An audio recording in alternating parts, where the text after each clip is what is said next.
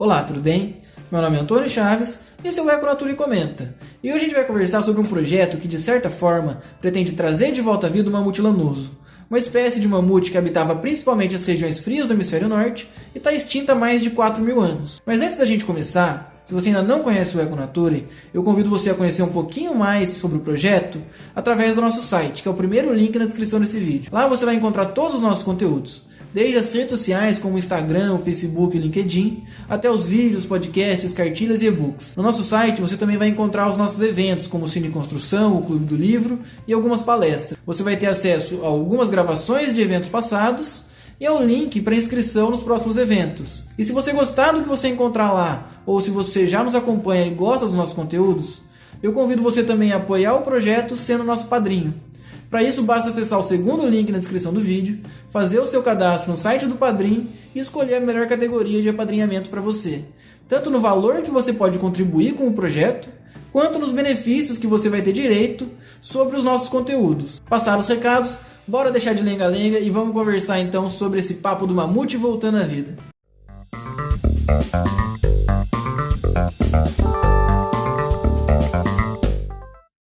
Antes de começar a comentar propriamente esse papo do mamute voltando à vida, eu acho que a gente precisa entender um pouco melhor essa história que ganhou as mídias nas últimas semanas, mas não é tão recente assim. Esse papo já vem desde o ano passado, quando a empresa Colossal, que atua no ramo da biotecnologia, anunciou seus planos de criar um animal híbrido entre elefante asiático e mamute lanoso. Ou seja, a ideia não é propriamente trazer de volta à vida o mamute, mas sim algumas das suas características. Principalmente aquelas associadas à sobrevivência no frio, sobrevivência em temperaturas mais baixas, como por exemplo, orelhas menores, cauda mais curta, pele mais grossa, pelos mais espessos, entre outras características. A grande pergunta é, por que o mamute e não outra espécie já extinta? O que esse animal tem de especial? E para entender essa parte da história, a gente precisa primeiro saber o que é permafrost. De maneira bem simples, permafrost é qualquer solo congelado por pelo menos 2 anos consecutivos. E a maior parte das permafrosts do mundo estão no hemisfério norte e já estão congeladas há mais de 10.000 anos. Mas, devido ao aquecimento global, a velocidade e a intensidade de congelamento da permafrost tem sido menor que a sua velocidade de descongelamento. E estima-se que aproximadamente 70% das regiões de permafrost no mundo estejam descongelados até 2100. E isso é muito ruim porque vai liberar muita matéria orgânica presa por milhões e milhões de anos. Matéria orgânica essa que, ao se descongelar, passa a se decompor, gerando gases do efeito estufa, como o dióxido de carbono e o metano, contribuindo para o aquecimento global e gerando um ciclo que atrapalha ainda mais o combate ao degelo da própria permafrost. Mas o que o mamute tem a ver com isso, né? Porque além do aquecimento global, tem outros fatores que estão acelerando o degelo da permafrost. E um deles é a grande mudança na fauna e na flora dessas regiões, especialmente depois da chegada do humano, que através da caça e da competição extinguiu os grandes herbívoros, e isso alterou a vegetação predominante nessas áreas, que passou de uma vegetação predominantemente rasteira, principalmente gramíneas e arbustos, para uma vegetação onde a presença de árvores como o abeto, por exemplo, é muito comum. E o grande problema é que nessas regiões onde as árvores são mais comuns, o degelo também é mais acentuado, porque as árvores tendem a reter mais calor do que as vegetações rasteiras. E ao reter mais calor, ela mantém mais calor no solo do permafrost. E só pra gente ter uma ideia da enrascada que a gente tá se metendo, 70% do solo da Rússia é permafrost. E 24% dos solos expostos do hemisfério norte também são permafrost. Então são toneladas e toneladas e toneladas de matéria orgânica que podem virar gases do efeito estufa.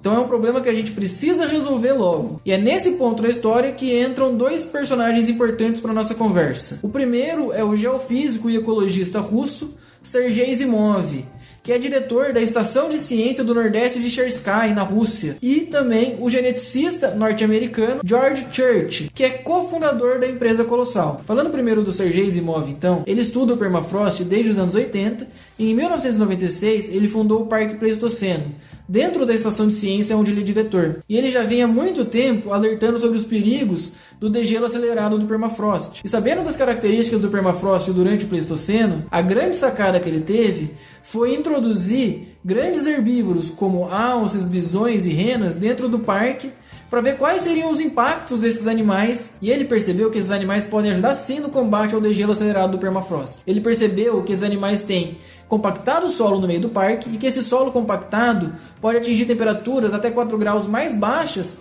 do que ao redor do parque. E a partir disso, e somado às suas observações, ele acredita que os mamutes faziam ainda mais, porque os mamutes derrubavam árvores e ainda fertilizavam o solo com as suas fezes. E ele também acredita que se for possível recriar essas condições, a gente pode desacelerar o degelo do permafrost. E aqui que entra o nosso segundo personagem, o geneticista de Harvard, George Church, que participou das primeiras conferências sobre desextinção de espécies que ocorreram lá em 2012 e 2013 em Washington, na capital dos Estados Unidos, e lá ele conheceu o Sergei Zimov e os seus estudos. E incentivado então pelo projeto do Zimov e associado a ambientalistas e empreendedores, ele começou a estudar mais a fundo o DNA do mamute lanoso e posteriormente fundou a empresa Colossal, com o intuito então de botar em prática o projeto do Zimov. A ideia é que primeiro esses animais sejam criados e liberados no Parque Pleistoceno, que foi criado e é dirigido pelo Sergei Zimov. E posteriormente esses animais sejam liberados em regiões do permafrost, onde a gente tem altas concentrações de árvores. A ideia é que esses animais recriem então as condições de gramíneas e arbustos para auxiliar então no combate ao degelo do permafrost. E o plano do George Church da Colossal para realizar isso é utilizar uma técnica de genética conhecida como CRISPR-Cas9, que é basicamente o recorte e cola de genes. Então a ideia é recortar os genes do mamute lanoso que expressam as características desejadas e colar no genoma do elefante asiático. Mas é claro que as coisas não são tão simples assim como eu falei, obviamente. Mesmo que essa técnica já tenha sido utilizada com sucesso, até mesmo pelo George Church, no caso aqui a gente está falando de uma edição de muitos genes. São mais de 60 genes que vão ser adicionados no genoma do elefante. E não só isso, eles têm que ser adicionados todos ao mesmo tempo e em posições específicas do genoma do elefante para tudo dar certo. Isso pensando só do ponto de vista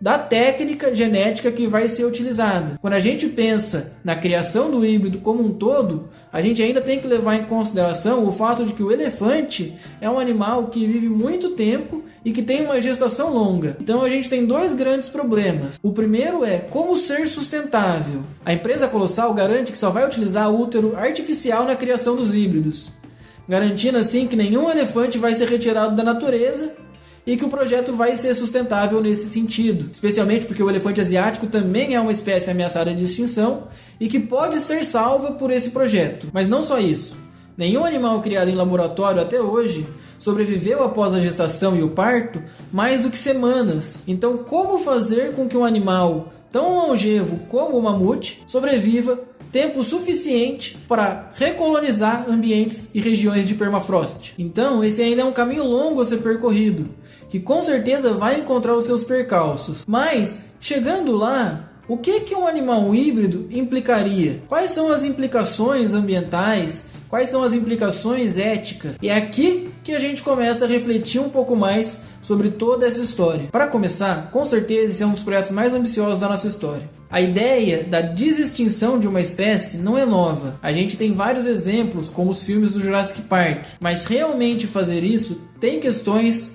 biológicas, ambientais e éticas a serem consideradas. Quando a gente pensa do ponto de vista biológico, por exemplo, a gente tem sim que discutir algumas coisas. Como eu disse, o elefante é um animal longevo, é um animal que vive aproximadamente 50, 60 anos, que tem uma gestação longa, que pode chegar até a 2 anos. Como manter um animal desse vivo, sendo que a gente nunca conseguiu manter animais vivos por mais do que semanas? Então não é uma tarefa simples. Outro ponto que a gente precisa ter em mente quando a gente fala da questão biológica é a questão da ecologia. Como essa espécie vai interagir com o ambiente atualmente? Ela tinha uma interação antigamente, ela estava adaptada ao permafrost na época do Pleistoceno. E como vai ser agora, onde outras espécies são dominantes, onde outra vegetação predomina na região? Como esse animal vai socializar com aquele ambiente? Ninguém sabe ao certo como eles faziam isso antigamente. A gente tem registros fósseis que nos permitem fazer suposições,